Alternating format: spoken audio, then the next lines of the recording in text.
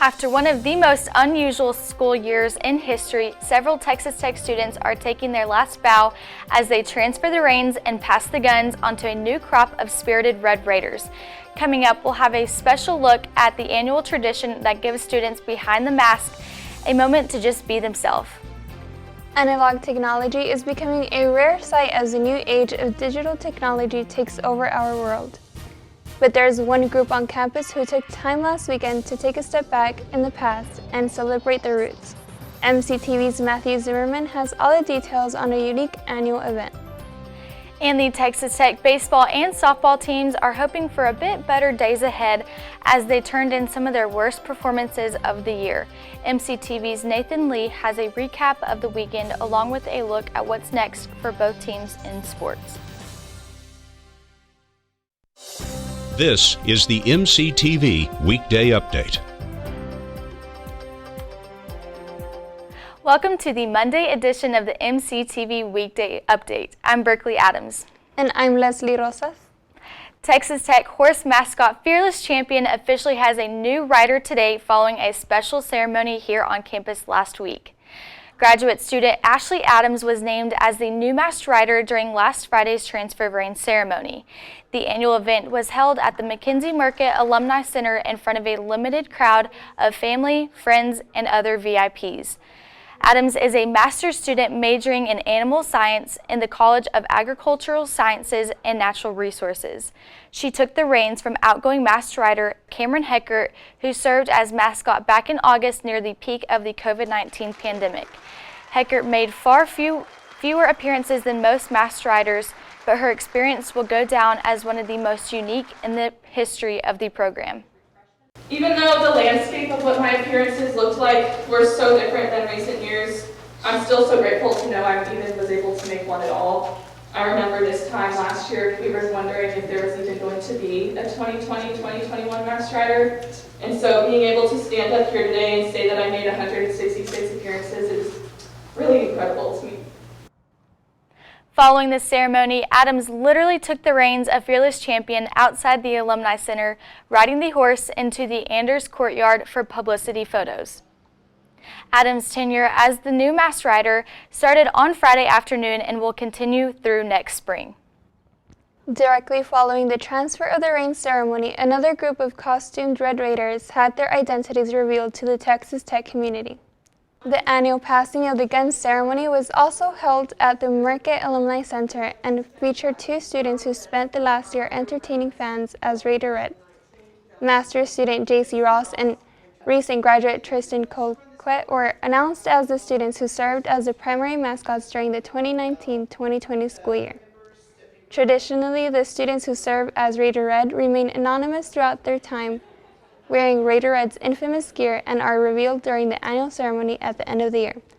But due to the COVID-19 pandemic, last year's ceremonies did not take place, and the students were not able to be recognized. Instead, Ross and Colquet were officially recognized for their service during Friday's in-person event. I distinctly remember when my mom mentioned that Texas Tech's mascot was a cowboy that shoots guns in the middle of the football field. Which is how I decided my college.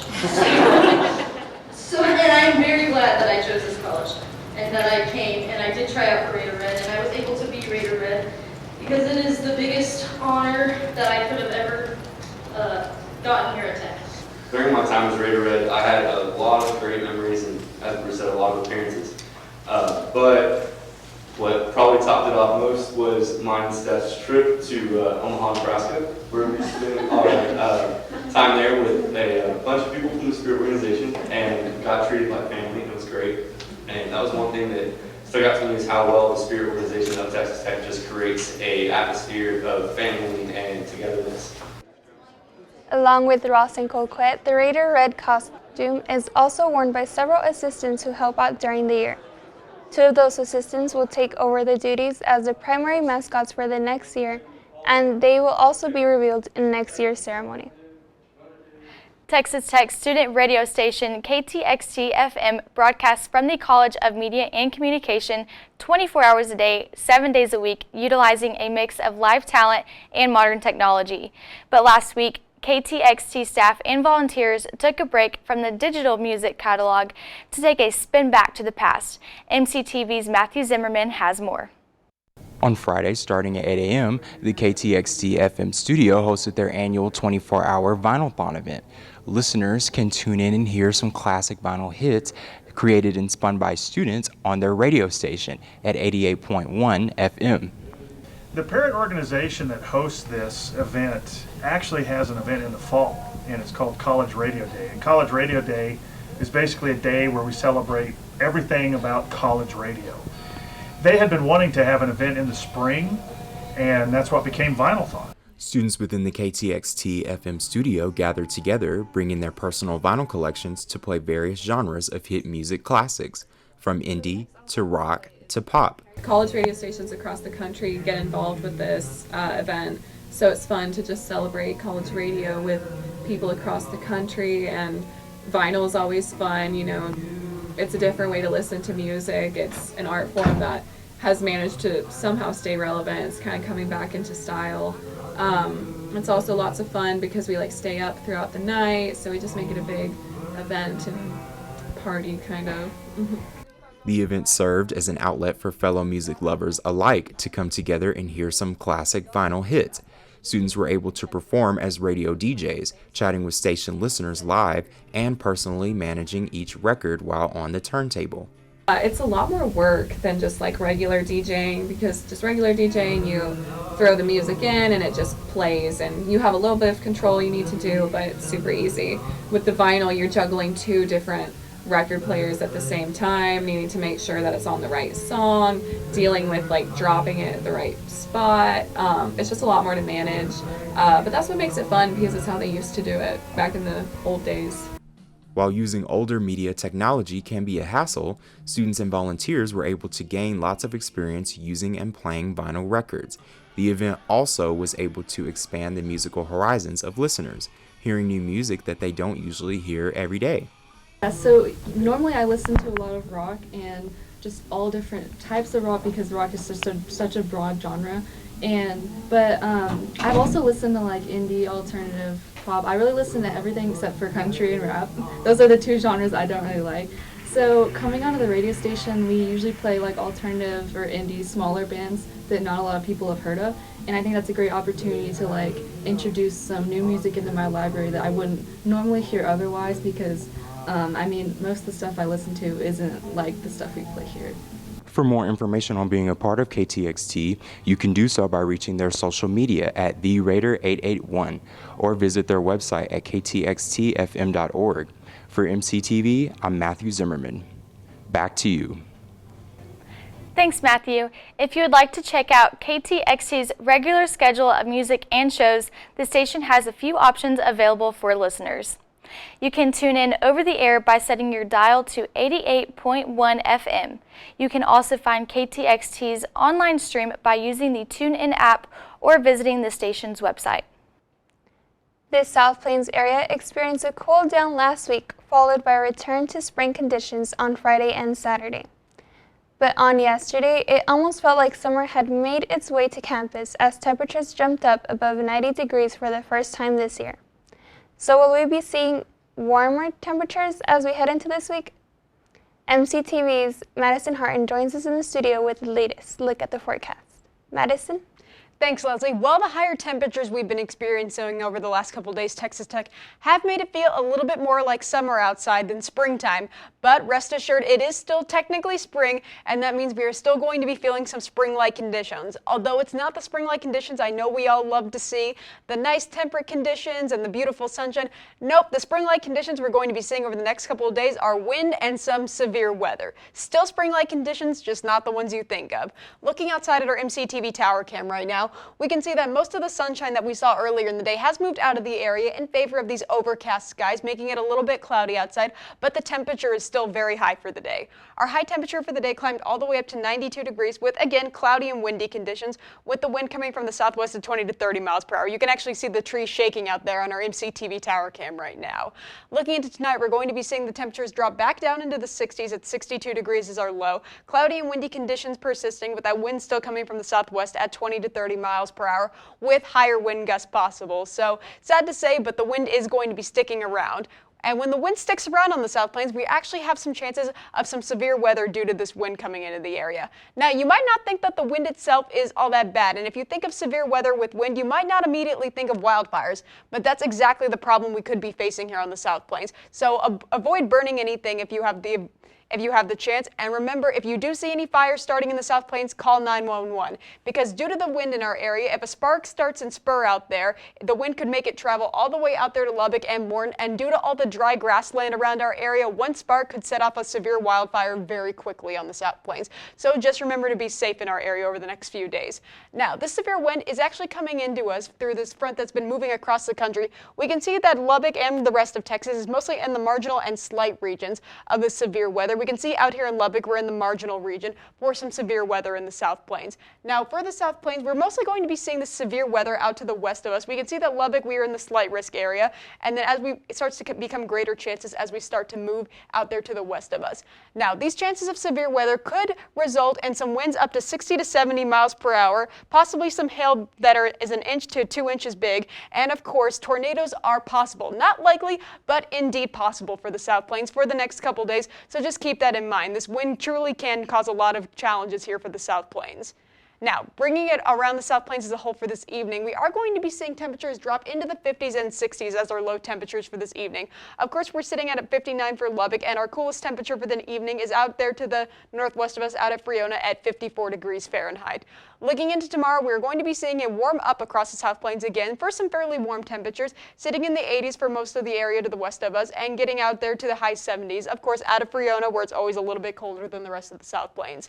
Now, our low temperatures for tomorrow night are going to be dipping back down into the 50s and the upper 40s. Again, Friona out there, always just a little bit colder than the rest of the South Plains, but we are still going to be seeing some warmer temperatures. At least the severe weather we're going to be experiencing over the next couple days is not dipping back into freezing again. Hopefully, all our freezing conditions are finally behind us, and we can start to see more summer and late spring-like conditions as we move into the next couple weeks.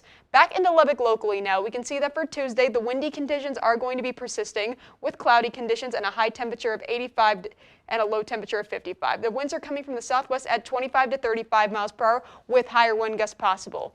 Now for Wednesday, we might be seeing a break from the severe weather with a high temperature of 77, low of 50, and a westerly wind coming at 15 to 25 miles per hour. So still windy, but a lot more manageable than 40 mile per hour wind gusts. And the sun might be showing its head. It's going to be pretty cloudy for that day, but we should see pockets of sunshine, especially as we move to the afternoon. Now for Thursday, the severe weather is back in full force with a high temperature of 72 degrees, low of 45, and a northeasterly wind coming at 20 to 30 miles per hour with 40 mile per hour wind gusts possible. Now we have a 20% chance of rain for the morning there on Thursday, but that should be mostly gone by the afternoon, and of course the windy conditions for Thursday. So we're going to be seeing rough conditions as we move into the next couple days, getting a little break in the rough weather on Wednesday, and it should be back on Thursday. So definitely tune into our Thursday broadcast of MCTV to see how the severe weather conditions could be affecting your weekend plans, and hopefully none of our finals are affected by any severe weather on the South Plains. Fingers crossed. That's all for MCTV Weather. I'm Madison Hartin. Back to you, Leslie. Thanks, Madison. The Texas Tech baseball team spent their weekend in Lubbock for their latest Big 12 series, but unfortunately, fans didn't have much to cheer for as they packed into Dan Law Field. MCTV's Nathan Lee joins us now with a recap of the action from the Diamond in Sports. Nathan? Thanks, Leslie. Tech baseball was ranked 5th in the nation, but they dropped to number 11 after losing last weekend's series to the unranked Baylor Bears. Baylor started off strong in the first inning yesterday, hitting 2 home runs in a row off of Tech pitcher Mason Montgomery to go up 2-0. Getting on base wasn't that difficult for the Red Raiders, but bringing runners home was. So in the bottom of the 6th, freshman shortstop Cal Conley decided to just hit it out of the park to get Tech on the board. But that success was short-lived for the Red Raiders as Baylor went on a 4-run tear in the top of the 7th. Freshman second baseman Trey Richardson, who hit the first home run of the game, capped off the inning with a 2 RBI double that put the game out of reach as Baylor went on to win 13-3. This is Baylor's first series win in Lubbock since 2010. Tech may be ranked close to the likes of Texas and TCU, but they are 4 games back of the conference leaders and only 1 game ahead of Baylor in the conference standings. Tech will try to gain some ground when they play the Longhorns in Austin this weekend. But first, Dan Law Field at Rip Griffin Park will host a midweek non-conference game against the New Mexico Lobos on Wednesday. First pitch is at 6:30 and the game will be televised on Big 12 Now on ESPN+. I think Tech softball knew that playing the #1 Oklahoma Sooners in Norman would be a tough task, but maybe not this tough. On Sunday, Oklahoma's Jocelyn Allo started the game with a 2-run homer in the bottom of the first, but otherwise Tech kept the Sooners off the scoreboard for the first 3 innings. Then the bottom of the fourth came. Oklahoma came alive with plays such as a savvy run home by Jada Coleman and a 3-run shot by Taylon Snow. Allo chipped in, bringing runners home on 3 different hits in the inning to finish the game with 6 RBI. The Sooners scored 18 runs in the fourth to set a program record for most runs in an inning. Pitcher Giselle Juarez kept the Red Raiders off the board, and Oklahoma won 20-0 in 5 innings. Tech has won just 2 games in conference play, both on the road against Kansas. They'll try to get some wins for their seniors in the last conference series of the year at Rocky Johnson Field. This weekend they'll go up against Iowa State, who has just 1 conference win on the season. Texas Tech basketball got another transfer commitment on Saturday. On Twitter, Winthrop's Adonis Arms announced that he will transfer to the Red Raiders. Last season, he came off the bench and averaged 10.1 points, 4.5 rebounds, 1.7 assists, and 0.9 steals per game. Arms helped Winthrop to a Big South Conference title and an NCAA tournament berth last season. He previously played at Mesa Community College and Northwest Nazarene University. Arms is the 4th new player to join Tech's squad since the hiring of Mark Adams, joining KJ Allen of Last Chance U fame, Division II All-American Chandler Jacobs from Dallas Baptist, and freshman commit Ethan Duncan from Trinity Christian High School in Lubbock. That's all for sports. Back to you, Berkeley. Thanks, Nathan. So Lesslie, today marks the beginning of the last full week of classes for the spring semester. Can you believe the school year is almost over? I cannot believe that the school year is almost over. It seems it just has gone by so fast, and I can't wait for how next semester will be. Yes, it's been a great semester, but I'm ready for the fall and for everything to get back to normal. That's all for today's edition of the MCTV Weekday Update. Thanks so much for joining us, and be sure to check ttuhub.net every day for more news. We'll see you on Thursday.